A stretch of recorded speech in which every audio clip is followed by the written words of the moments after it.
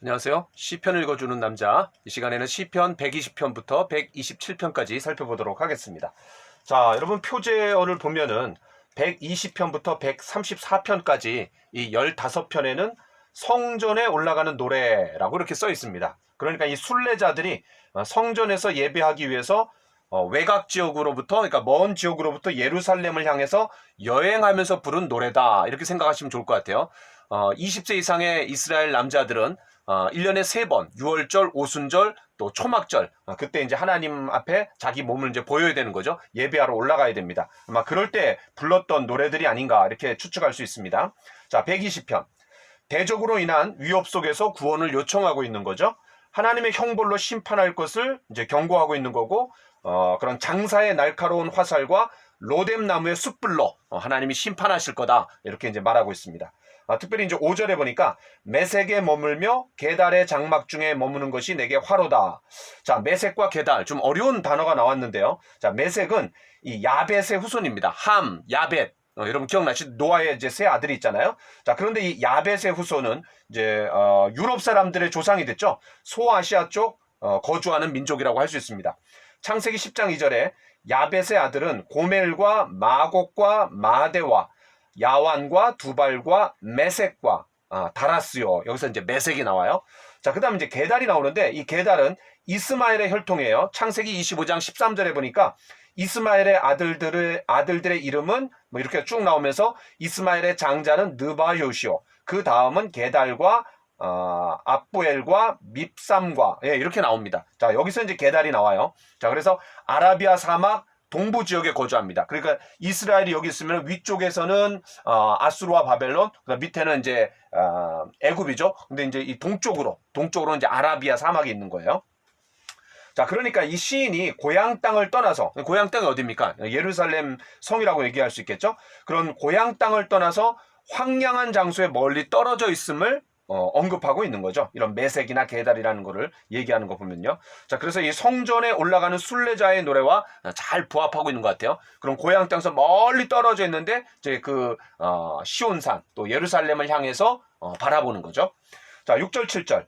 시인은 화평을 원하지만 이 대적들은 결국 전쟁을 원합니다. 때문에 이 시인이 유일하게 의지할 대상이 누굽니까? 예, 하나님뿐이라는 것을 고백하고 있습니다.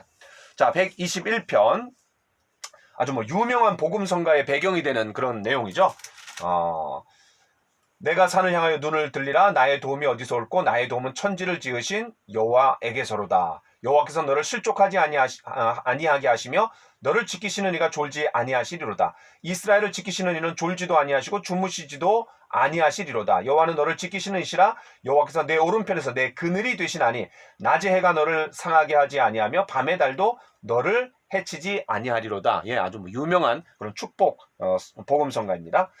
자, 성전으로 올라가면서 이제 산을 바라볼 때 자신의 도움이 어디서 올 것인가? 바로 창조주 하나님으로부터 도움이 온다는 것을 찬양했습니다. 자, 3절에 보니까 예루살렘까지 이제 순례 여정에서 하나님이 졸지도 주무시지도 않고 안전하게 그런 목적지까지 인도해 주실 것을 소망하고 있는 거죠. 또 그런 확신이 든 겁니다. 자, 이걸 보면서 그런 엘리야가 갈멜산에서 바알의 제사장들에게 뭐라고 얘기합니까? 정오에 이르러는 엘리야가 그들을 조롱하여 이르되 큰 소리로 부르라. 그는 신인즉 묵상하고 있는지, 혹은 그가 잠깐 나갔는지, 혹은 그가 길을 행하는지, 혹은 그가 잠이 들어서 깨워야 할 것인지 하며, 예, 그러니까 이 갈멜산에서 바알신을 섬기는 400명, 또 아세라신을 섬기는 450명, 도합 850대 1의 영적 전투를 할 때 먼저 우선권을 주는 거죠. 너희 신을 먼저 불러갖고 불이 임해갖고 먼저 이 제단을 태우는 그 신이 진짜 신이다, 진짜 하나님이다, 이렇게 이제 영적 대결하는 곳에서 조롱하면서, 그들을 조롱하면서, 왜냐하면 그들이 아무리 뭐 들고 뛰고 자기 몸을 자해하고 그래도 꿈쩍하지 않잖아요. 전혀 불이 떨어지지 않잖아요. 자, 그런 가운데서 혹은 그가 잠이 들어서 깨워야 할 것인지 하며, 자, 이런 내용들을 얘기하는 거 보면은 하나님은 졸지도 주무시지도 않는 분이라는 거죠.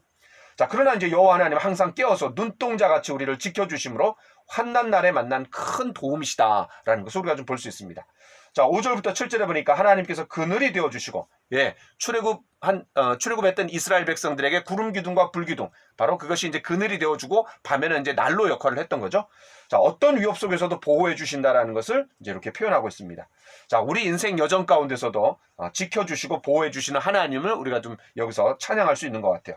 특별히 이제 신약 성경에 보면요, 로마서 8장 38절로 39절, 내가 확신하노니 사망이나 생명이나 천사들이나 권세자들이나 현재일이나 장래일이나 능력이나 높음이나 기품이나 다른 어떤 피조물이라도 우리를 우리 주 그리스도 예수 안에 있는 하나님의 사랑에서 끊을 수 없느니라. 예, 바로 시편 121편이 있다라면 또 신약 성경에서는 로마서 8장 38절로 39절이 우리에게 큰 확신을 주는 것 같습니다. 자, 122편. 자, 표제어의 분위기가 아주 물씬 풍기는 그런 시라고 할 수 있습니다. 자, 1절에 보니까 여호와의 집에 올라가자. 아예 이렇게 얘기하는 거예요. 또 3절부터 5절까지 보니까 그런 순례자들이 예루살렘에 도착하면서 이 성읍에 대해서 깜짝 놀라게 됩니다. 왜 놀라냐면 이제 3절에 보니까 잘 짜여진 성읍과 같이 건설되었도다. 예, 천연 요새입니다. 자, 그다음에 4절. 지파들이 하나님을 찬양하러 올라온다라는 거죠. 다시 말해서 예루살렘이 모든 지파들의 이제 중심지 역할을 하는 거죠. 자, 5절에 보니까 심판의 보좌라 그랬는데 바로 왕이 계신 곳이기 때문에 그런 왕이 법을 만들고 또 법대로 심판하는 곳이 바로 예루살렘이다라는 거죠. 라는 것을 이제 얘기해 줍니다. 자, 6절부터 9절. 예루살렘은 영적이고 정치적으로 중심지죠. 나라 전체의 안전을 보장하는 곳이기 때문에 어떻게 얘기합니까? 예루살렘을 위하여 화평을 구하라. 예, 예루살렘에 문제가 생기면 온 이스라엘 전체가 문제가 생기기 때문에 바로 예루살렘을 위하여 화평을 구하라 이렇게 말합니다. 자, 신약 성경에 와서는 이제 이런 장소의 개념에 이제 구애되지 않는 거죠. 왜냐하면 예수 그리스도가 임재하시는 곳이 성전입니다. 내 마음에 임재하시고 우리 공동체 가운데 임재하실 때 바로 그것이 주님을 만날 수 있는, 주님이 임재하시는 곳이 되는 거죠. 자, 123편. 악한 자들의 공격 가운데 도움을 구하는 시다라고 이제 볼 수 있고요. 그런 종들이 주인의 행동을 기대하며 바라보듯이 하나님께서 일하실 것을 바라며 기도하고 있는 거죠. 그러니까 오직 하나님께만 시선을 고정시키고 응시하고 있는 그런 시라고 할 수 있습니다. 자, 124편. 대적이 치러 왔을 때 하나님께서 자신들의 편에 계셨기 때문에 구원받을 수 있다라고 찬양하고 있죠. 자, 3절부터 4절 보니까 우리를 산채로 삼켰을 것이며 시내가 우리 영혼을 삼켰을 것이며, 자, 이런 위협에 대해서 얼마나 생생하게 묘사하고 있는 것 같아요. 자, 그런데 이제 로마서 8장 31절에 보니까 바울이 이렇게 말합니다. 만일 하나님이 우리를 위하시면 누가 우리를 대적하리요? 라고 하는 말이 이제 기억이 나는 거죠. 바로 이 124편에서 대적이 치러 왔을 때 하나님께서 우리의 편이 되어 주셨기 때문에 우리가 구원받을 수 있다라고 이제 그런 찬양했던 것처럼 로마서 8장 31절이 굉장히 우리에게 은혜가 되는 것 같습니다. 자, 125편으로 가보겠습니다. 하나님께 대한 견고한 신뢰를 표현하고 있는 시다라고 얘기할 수 있죠. 1절에 보니까 여호와를 의지하는 자는 시온산이 흔들리지 아니하고 영원히 있음 같도다. 가장 안전된 삶을 위한 해결책이 뭐냐? 바로 하나님을 의지하는 삶이다 라고 얘기하는 거죠. 산들이 예루살렘을 둘러싼 것처럼 하나님께서 자기 백성을 둘러싸시고 진치시고 인도해 주신다라는 것을 보여줍니다. 3절에 보니까 악인이 의인들의 땅을 지배하지 못할 것이다 이렇게 얘기하고 있고요. 또 4절부터 5절에 보니까 하나님께서 선한 자들을 보상해 주시고 악한 자들은 징벌해 달라고 요청하고 있습니다. 자, 이제 126편 아주 유명한 시죠. 바벨론에서 돌아오는 상황을 묘사하고 있어요. 자, 회복의 기쁨을 얘기하는데 이게 아주 마치 꿈을 꾸는 것처럼 그렇게 회복의 기쁨을 잘 묘사하고 있습니다. 3절부터 4절에 보니까 여호와께서 그들을 위하여 큰 일을 행하셨도다. 두 번이나 강조하고 있는 거죠. 특별히 이제 5절 6절 아주 유명한 구절입니다. 눈물을 흘리며 씨를 뿌리는 자는 기쁨으로 거두리로다. 울며 씨를 뿌리러 나가는 자는 반드시 기쁨으로 그 곡식단을 가지고 돌아오리로다. 예, 농부가 눈물의 수고 후에 기쁨으로 그 단을 추수하며 기뻐하는 것처럼 그런 회복을 기대하고 있는 시가 바로 시편 126편이다 라고 우리가 볼 수 있죠. 자, 마지막 127편입니다. 역시 이제 유명한 시편이죠.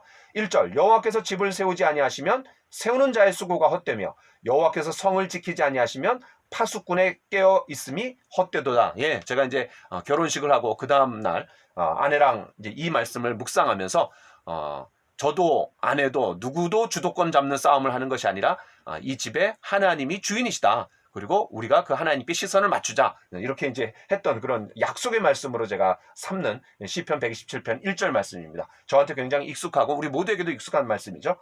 자, 모든 성공은 우리 자신의 노력에 달린 것이 아니고 그건 하나님께 달려 있는 거다라는 것을 이제 얘기해 줍니다. 특별히 2절, 너희가 일찍이 일어나고 늦게 누우며 수고의 떡을 먹으며 헛되도다. 그러므로 여호와께서 그의 사랑하시는 자에게 잠을 주시는도다. 아주 유명한 구절이죠. 이 세상에서의 모든 노력으로 사람들이 생존하거나 번성하는 것이 아니라 바로 하나님이 제공해 주시는 것으로 우리가 번성하고 성공할 수 있다라는 것을 말해줍니다.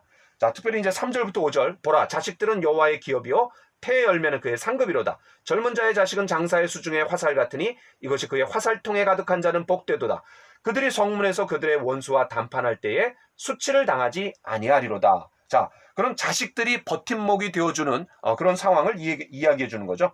결국 우리가 누리는 모든 좋은 것들, 집과 성과 음식과 보호와 피난처와 가족, 이런 모든 것들이 우리 자신의 힘과 수단의 결과가 아니라 바로 하나님께서 베풀어 주시는 선물에 의한 것이다. 바로 하나님의 공급에 의해서 우리가 번성하고 성공할 수 있다라는 것을 얘기해 주는 게 시편 127편입니다. 자, 여기까지 하겠습니다. 감사합니다.